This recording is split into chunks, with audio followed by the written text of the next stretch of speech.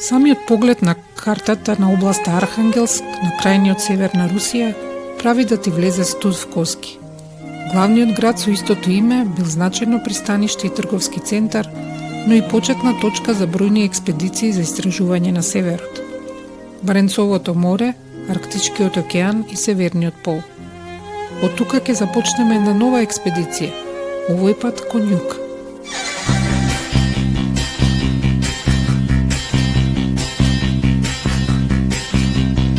Јас сум Илина Јакимовска. Во 32-та епизода од подкастот Обични луѓе, од тајгите на рускиот север ќе се преселиме најпрви во шумите на нашето поречје, па на улиците и во институциите на постојано Скопје, а оттаму во сите правци на светот.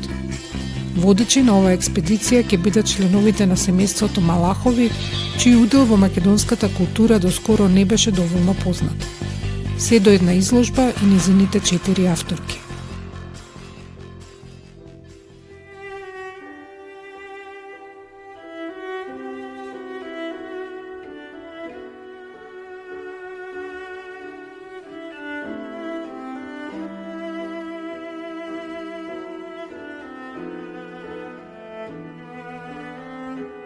Повеќето приказни визуелно може да се прикажат како отсечка, со јасна појдовна точка, линеарно траење и крај.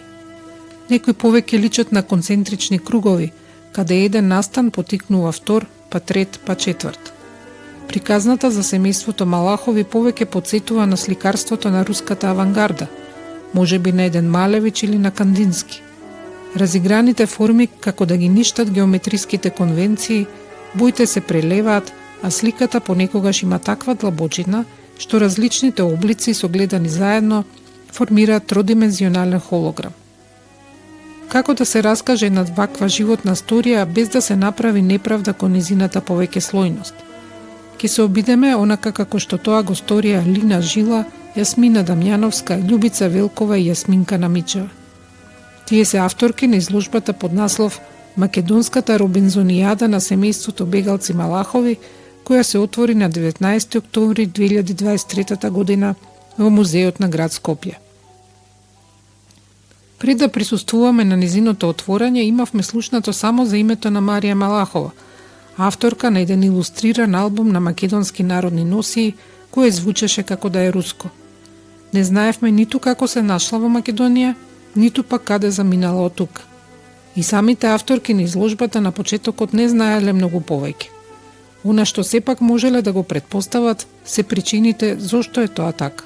Кога ние почнавме нашата изложба, ние мисливме дека имаме работа со руската емигрантка, бидејќи беше периодот на граѓанската војна во Русија после 1917 година и дел на русите избегале од својата држава.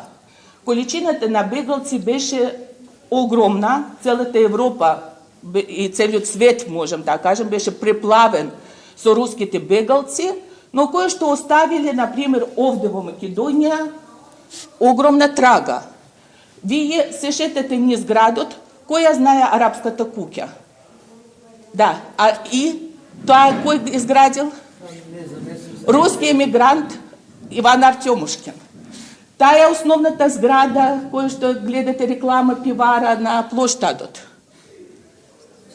Рубинова, ова е палата, да, Ристовичја палата. Русинот ја изградил. Значи, кога ќе погледнете целиот центр, кај паркот, нали, знаете таа прекрасна зграда, пак Иван Артемушкин ја изградил. Значи, кога они дошли овде, се нашли дека нема подготвени кадри. Нема кој да гради, нема кој технички да рачуна, нема кој да гради патишта, нема кој да предава дури во гимназија. И прво која сила ја искористили, ги искористили руските емигранци и фактички меѓу двете светски војни, кога ќе земете секој град од Македонија, Куманово, центар на Куманово, изграден исто од руски архитект Антонов. Значи, во секој сегмент од општество, они остават својата трага. Но зошто вие не знаете за тие руски имигранци? Бидејќи беше Коминформбюро, прогонување, значи они прв пат бегале од својата држава заради војната, втор пат избегале бидејќи ги истерале од овде и со ластикот избришале спомен за нив дека таквите луѓе постоеле. Ова е гласот на Лина Жила, русинка која веќе долго живее во Македонија и се занимава со многу значајни истражувања за некогашната руска емиграција, но и со други поглавја од македонската историја. Во склоп на изложбата таа одржа предавање за студентите по етнологија и антропологија, чија снимка ја користиме тука. Ако според незините зборови Марија Малахова не била под наводници обичен руски имигрант, тога што била? Клучно за расветлување на незиното потекло излегло интервјуто на незиниот сопруг, имитувано од рускиот сервис на Радио Слободна Европа на 6 мај 2004 година. Во него, тогаш 99 годишниот Георги Малахов, само една година пред својата смрт, раскажува за својата сопруга Марија и открива дека незиното моминско презиме било Шпис. Ние почнуваме нашето истражување и не можеме никаде да најдеме. Ниту меѓу емиграција, ниту некој се сеќава, памти и така. И на крајот испаѓа дека таа не беше ниту русинка, ниту презимето и беше Малахова. Се работи за руска германка, или поточно на германката, родена во многу две богати фамилии, кои што во сегашното прибројување на пари би били милиардери. Значи, тие држат најголемите фирми, најголемите компании во Русија, една фамилија Шпис, незинот татко, една фамилија Вогао, незината мајка. Капиталот е меѓународен. Нивните фирми са во Лондон, во Виена, во Париз, значи секаде ни светот. Она живее во раскошни услови, во две култури. Истовремено руска култура, германска култура. Од мало ги учат да пишува на руски, на германски. Играт со руски играчките, играт со германските играчките. Се шетат ни светот, како мали деца во Шведска, во Швейцарија и така натаму, бидејќи имат роднини. И наеднаш нивниот свет се руши. Во 1914 година почнува Првата светска војна и почнува прогонот. Сите германци во Русија ги запалуват нивните емоции, им одзимат сите нивните средства, а нив ги интернират 900 километри од кај Москва во страшни краишта, каде е ладно, каде е гладно, сите германци бидејќи демек непријатели на рускиот народ. И она Марија со своите два браќа, со својата мајка, со својот татко отпатува како интернирана и одлучи да се води дневник. И тоа што сакам да ви кажам, колку е битно во себе да имате нешто што ќе води понатаму вашиот живот. Она е како 14 годишната девојче, кој што веќе од Русија ја истеруваат во Германија, се запишува во дневникот. Се што сакам од овој живот, тоа природа, слобода и уметноста. Се друго за мене нема значење. Она доаѓа во Германија, ги причекуваат со оркестр, им дават одма германско државјанство, бидејќи они са потиснати германци од Русија. Но Марија се останува со тагата по Русија. Она цело време копнее по тоа детството, идеално детство, што она поминала во Русија и ја идеализира руската култура. Она во Германија, родителите гледат колку она сака природа, ја запишуват во една од најбогатите школи, приватни школи, школа во Хаубинда. Таа до сега постои школа-интернат во Хаубинда, кој што создава германскиот реформатор доктор Лиц. Доктор Лиц кажува дека најважното во општество, ако ние сакаме да постигнеме убаво општество, тоа не се политички реформи. Тоа е воспитувањето на нашата душа. А нашата душа можеме да ја воспитаме по пат на радост и среќа. А радост и среќа, тоа е нашиот труд. И затоа тој пропагандира селанскиот труд, поврзано со земја, поврзано со природа и кажува дека општество на еднината треба да се базира врз самопожртвованоста, врз воодушевувањето, врз љубовта и врз сила, но сила на духот. И ги воспитува децата во таа насока, дека не се битно кој си, а битно што правиш. Битно дали вложуваш дел од својата душа во тоа што правиш. И таква излегува Марија од оваа школа. Марија или Мисија, прека родетството која продолжила да го користи како уметничко име и покрај сите премрежја низ кои поминува низиното семејство, продолжува да го учи она што најмногу го сака – уметноста. Тоа го прави и во Минхен, и во познатата Дрезденска академија за ликовни уметности, и во Париз. На своите бројни патувања во 1930 на 27 годишна возраст, во Естонија се запознава со Георги Малахов, татко на незиното дете, со кого најпрви не во вонбрачна врска. Тоа можеби и би останало така, доколку не се случил еден значаен историски настан. Еве извадок од незината автобиографија. Во 1939 година, кога почна војната Германија-Полска, сите германци од балтичките земји почнаа да ги праќаат во Германија. Јас, плашејќи се дека ќе дојде ред и на мене и синот, стапив во контакт со таткото на детето и замина во Југославија. Таму го регистрирав бракот со инженер Георгиј Малахов. На тој начин се ослободив од германскиот пасош и доброволно ја прифатив бесправната положба на руската емиграција.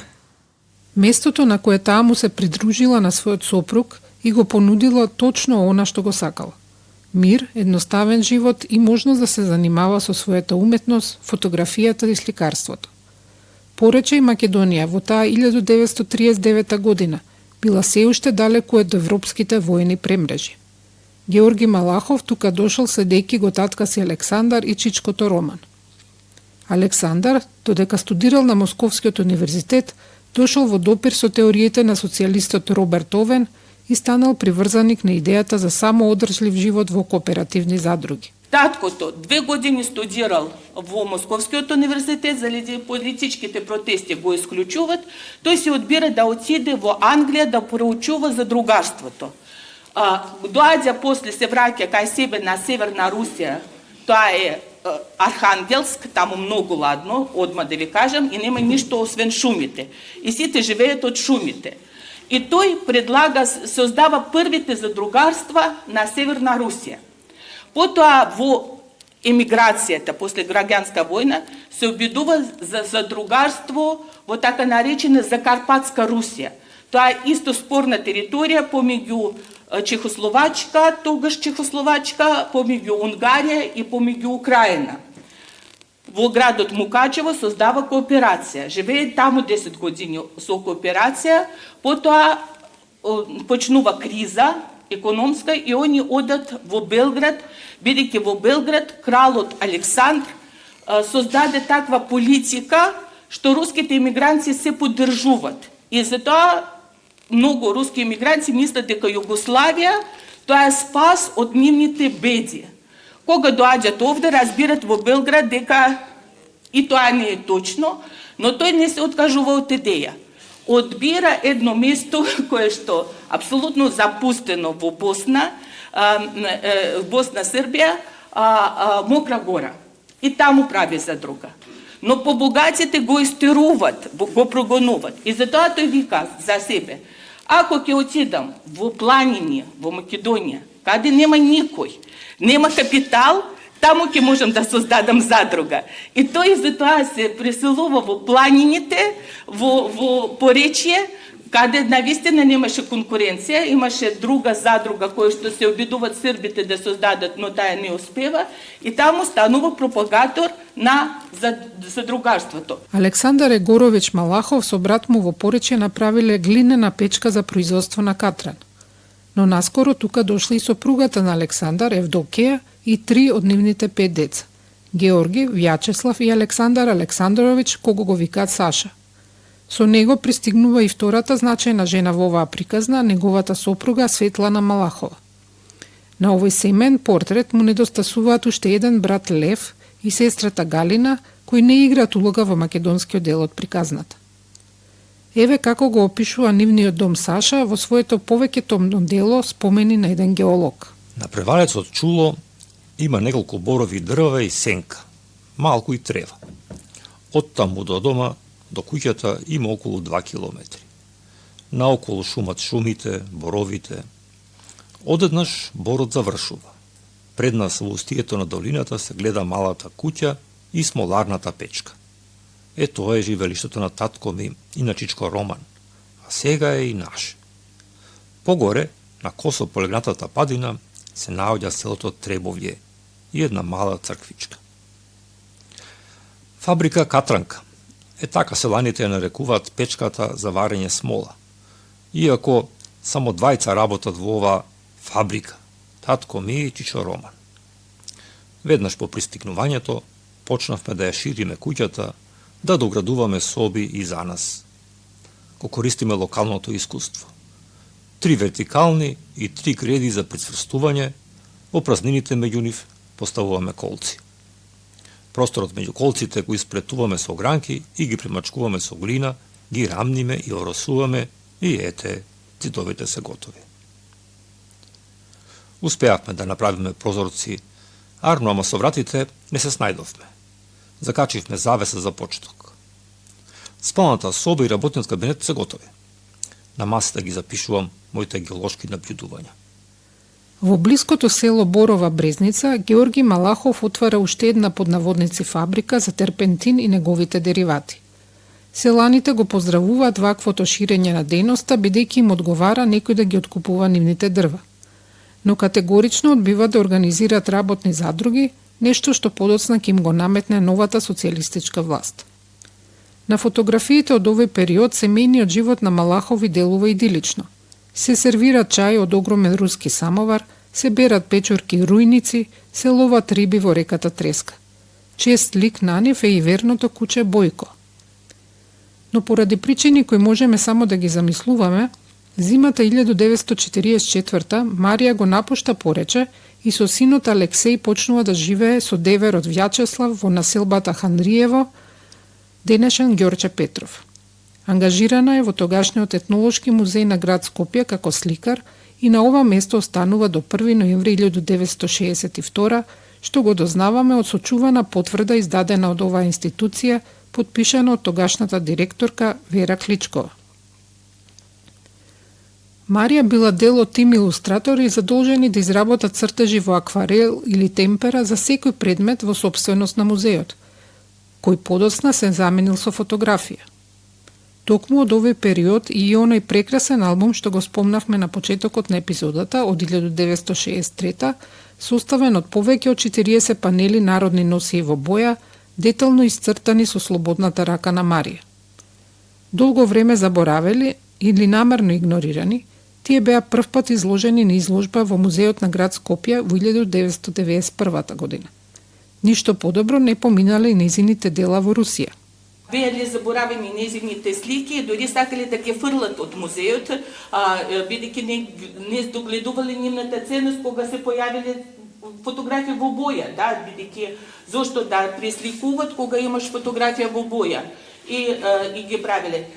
За Марија така, сите заборавиле заднизи, и русите, и германците, и македонците, но чекор по чекор незиното дело како по чудо излегувала. Еве Гесмирка Намичева ги пронашла, направила изложбата и од таму она е поцртала дека не само Марија Малахова, но уште имаше една русинка Олга Бенсон што документирала тие костюми и предмети, но има уште нешто.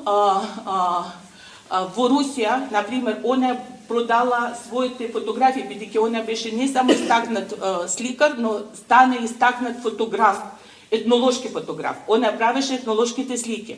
Незини етнолошките слики за руските предели, Печора, тоа на север на Русија, меѓу Естонија и Русија, биле заборавени и наеднаш ги откриват случајно, апсолутно, 96 слики само 2017 година.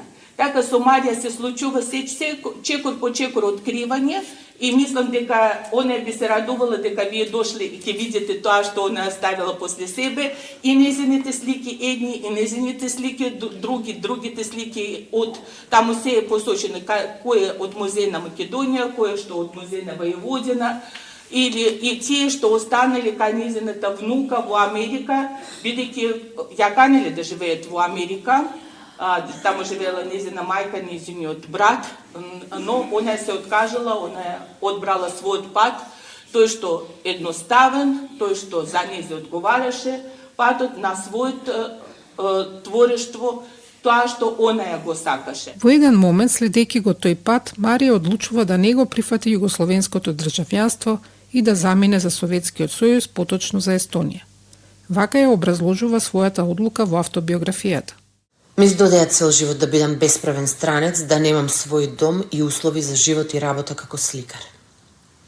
Кога во јули 1963 година, при катастрофалниот земјотрес во Скопје, ние го изгубивме станот и дел од предметите, а сами за чудо останавме живи, јас на ниту еден начин веќе не сакав да останам таму и му се обратив за помош на советскиот конзул. Ми беше доделена парична помош, а освен тоа конзулот од своје име ми ја обезбеди визата за Советскиот сојуз. Бидејќи пријателите кои веднаш се согласија да ме прифатат во прво време, а живеа во Талин, јас дојдов тука. Веднаш ми издадоа внатрешен советски пасош, а по некое време по директива ми доделија стан и дозвола за постојан престој. Всушност, токму спомнатиот албум со народни носи од Македонија ќе ја овозможи на Марија да се стекне со титулата национален уметник и со минимална, но сепак неопходна пензија. Во препораката за истото од тамошен професор се вели, цитирам: ја препорачува Марија Романовна Малахова за член на Сојузот на советските уметници на Естонија. Скиците на македонските национални носи со кои јас располагам направени од неа се на високо уметничко ниво. Искрено кажано, на човек не му се верува дека така може да се слика со раце. Затворен цитат. Од службениот лист, пак кој таа го пополнувала за добивање на советското државјанство, дознаваме како гледала на себе во тоа време. Место на раѓање – Москва. Националност – русинка. Социјално потекло – буржоаско. Партиска припадност – безпартијна. Дали сте член на комсомолот, од кое време и број на членска карта? Не сум член. Какви владини награди имате? Немам. Имате ли партиски казни? Немам. Семејна положба? Разведена. Незиниот син Алексеј останува во Македонија, завршува хемија и работи во фабриката Југохром. Тој се жени со Словенка по професија медицинска сестра, со која ги има децата Михаил и Галина. Галина, исто како баба и Марија, се занимава со уметност, поточно е вајар и мозаичар и денес живее во постојна во Словенија. Михаил, некогашен директор на резерватот Јасен, живее во Скопје и го представува македонскиот огранок на семејството. Иако го контактиравме, од здравствени причини за жал тој не можеше да учествува во оваа епизода. За својата баба тој доскоро не знел речиси ништо, но на отворањето на изложбата беше видливо горд и трогнат, обкружен со помладите наследници на Малахови. Марија умира на 84 години во 1987 после исполнета и пребогата биографија во голема мерка онаква каква што замислувала, кога во дневникот на 14 годишна возраст напишала: се што сакам од овој живот, тоа е природа, слобода и уметност. Се друго за мене нема значење.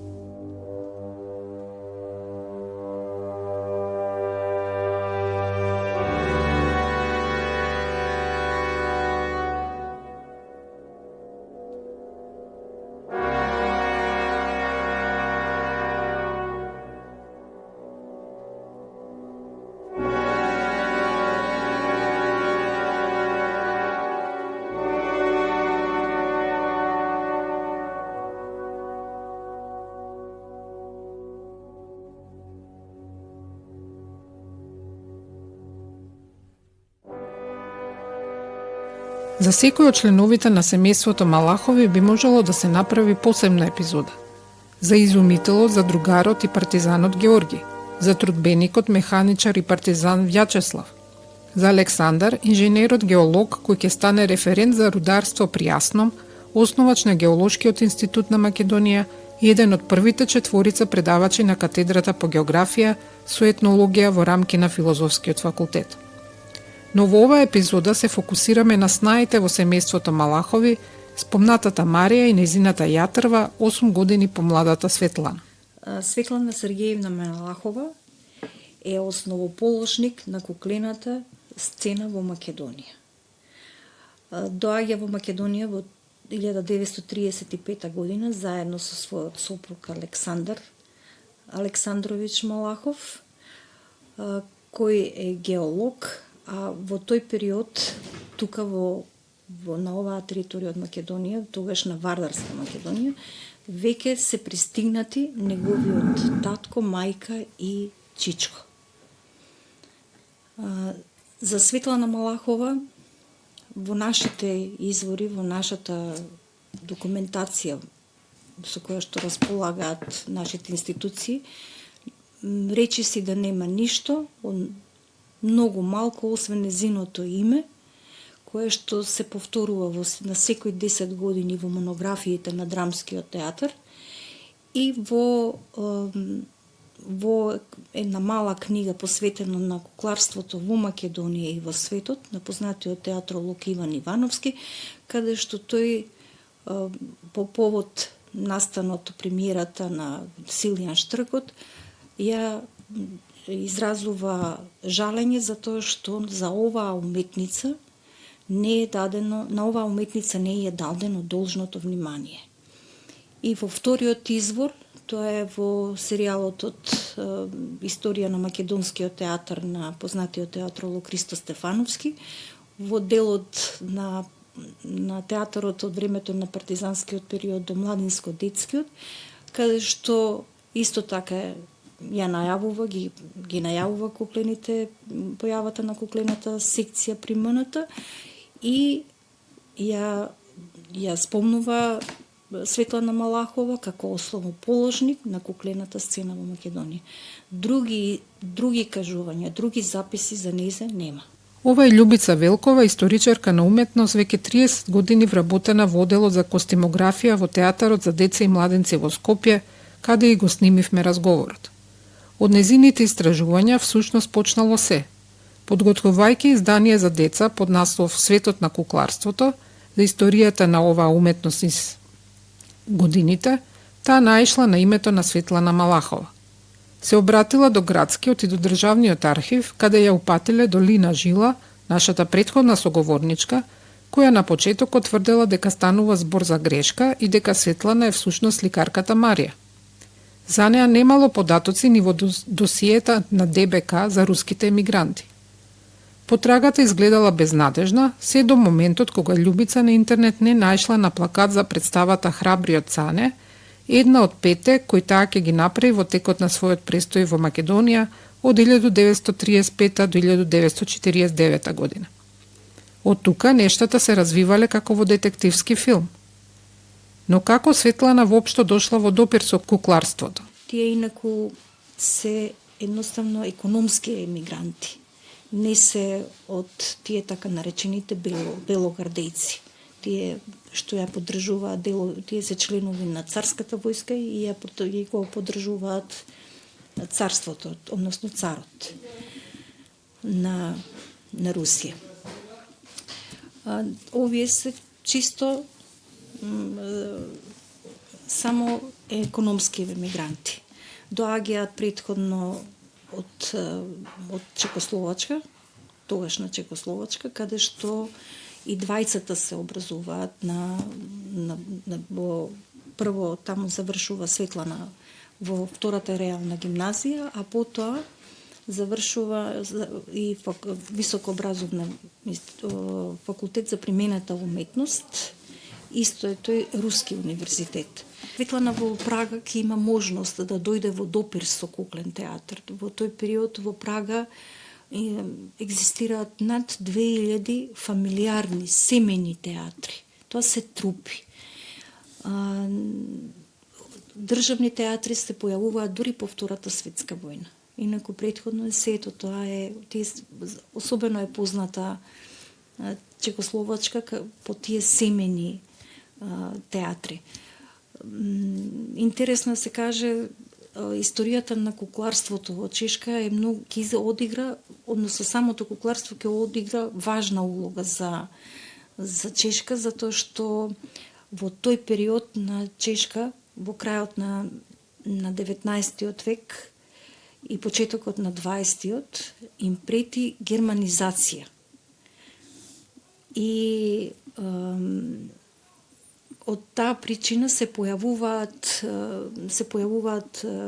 куклени театри кои што представите ги играат на чешки јазик и ги поставуваат германските дела на чешки јазик. Меѓутоа вметнуваат и еден познат лик, се вика Кашпарек, еден комичен лик кој што е традиционално во било какво дело да се игра, тој е тука.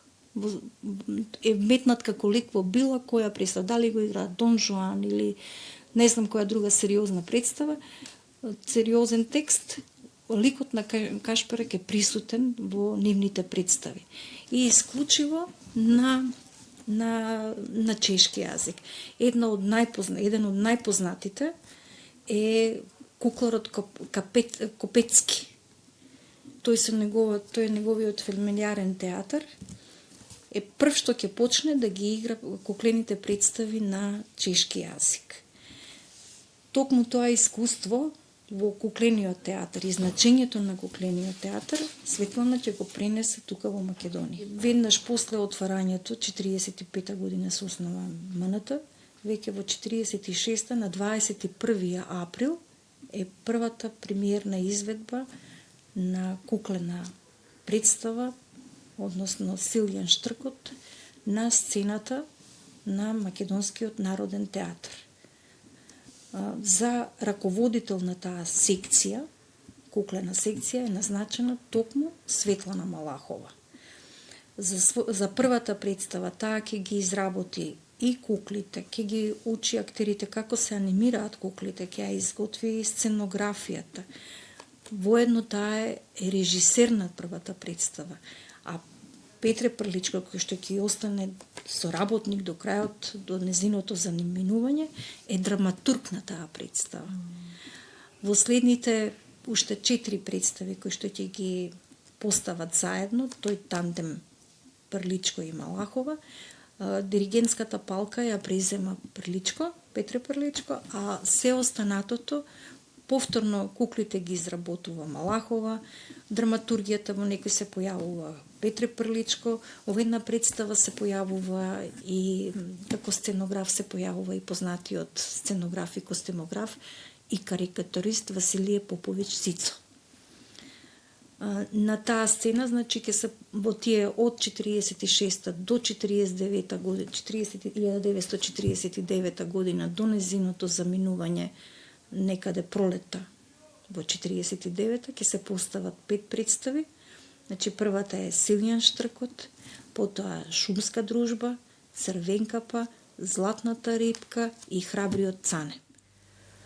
Во 1946-та добриот живот на Александар и Светлана Малахови одеднаш добива друг тек. Александар е повреден во сомнителна сообраќајна несреќа, која најверојатно била обид за атентат. Откако е исклучен од Комунистичката партија на Југославија поради својата позиција во врска со Информбирото и стравува дека ќе биде уапсен, Малахов дава отказ од работното место. Истото го прави и Светлана и тие заминуваат во Чехословачка. Така, во 1949 завршува првата фаза од развојот на куклената уметност во Македонија. Од таму, во 1955 се селат во Советскиот сојуз. Малахова ќе продолжи да се занимава со кукларство во театарот во Ташкент и во Башкирскиот државен театар во градот Уфа. Умира во 2005 година. По повод отворањето на изложбата, нивниот син Димитри, роден во Македонија во 1943, испратил видео порака во која вели: Так как родился я в Македонии в 1943 году, успел побывать в партизанской зоне. Во Македонија научив да зборувам, да читам и да пливам. За мојата страст се да раскопувам со штрафцигер, таму го добив и прекарот мајстор Квариш. Моите родители до крајот на својот живот со голема топлина зборуваа за Македонија и за својот престој тука. Заблагодарувајќи им се на сите, тој на снимката покажува резба во дрво со македонско оро, која се уште ја чува и ја нарекува душата на македонскиот народ.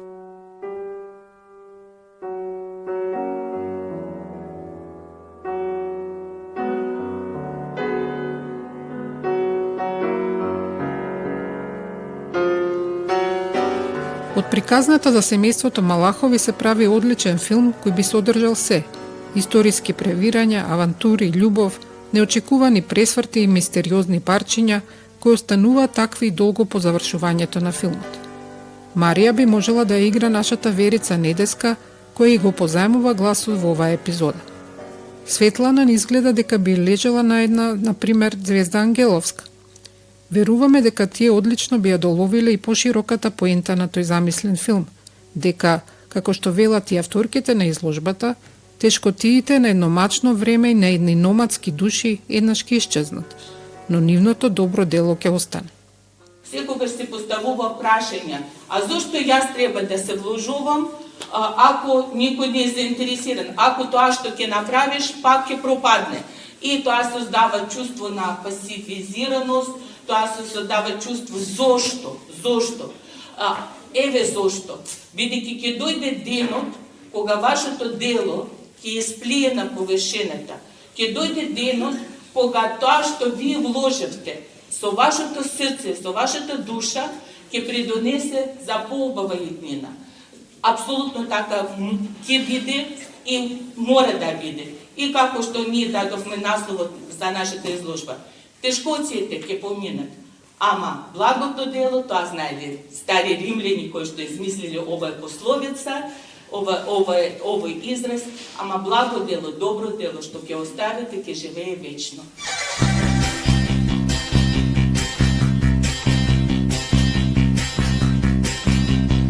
Јас сум Илина Јакимовска. Ова беше 32-та епизода од подкастот Обични луѓе. Аудио монтажа Бојан Угриновски. Транскрипција Ана Шталковска-Гајтановска. Фотографии и целосен препис на епизодата можете да видите на нашиот сајт обичнилуѓе.мк. За изработката на оваа епизода од клучно значење покрај интервјуата беше каталогот за изложбата Македонската робинзонијада на семејството бегалци Малахови.